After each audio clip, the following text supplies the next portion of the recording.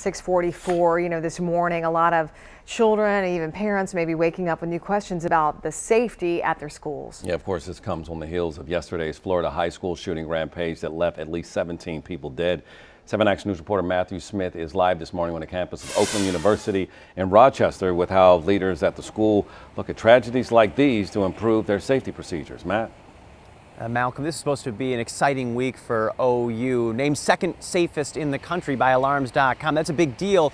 In fact, the work that we're showing you today, this morning, is actually something that they planned to do before this shooting happened. In fact, they did it several hours before this all unfolded. But of course, this latest shooting, this latest tragedy, it's an important reminder why safety is so important. But you need to know where that is and what does that mean. It's almost chilling to think now. You don't want to be in that space. You want to be hidden someplace where they can't find you. OU Chief Mark Gordon giving a lecture on safety to all new hires. Some 20 people being educated about best practices if a school shooter were to come onto campus. And then again, safety 204 status is always front of mind on this campus. From inside this control room, you get an overview of the entire school. More than 600 cameras and counting. People are waving to us a lot.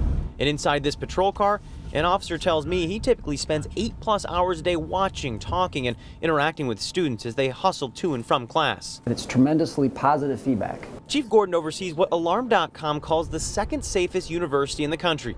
That's based on police per student, low crime stats, and if you haven't noticed, a lot of preventative measures, including education. It's the #1 emergency communication method that we, the police, will use to communicate with you. The reason?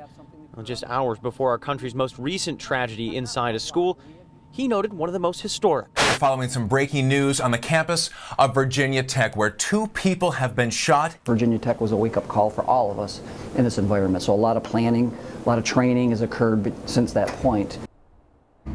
He mentioned the planning, the training. You saw those 600+ cameras that are right here on the OU campus. We didn't get a chance to show you this. This is a blue light telephone. There are more than 130 of these things throughout the entire campus, and thousands of kids walk by them each and every day. If something happens, they hit one button and somebody immediately answers on the other end, and they know exactly where they're located. Oh, by the way, there's cameras just around the corner watching what's going on as well. Coming up at 7 a.m., we'll show you exactly how that works. We'll talk to somebody and show you how just quickly they pick up on the other end.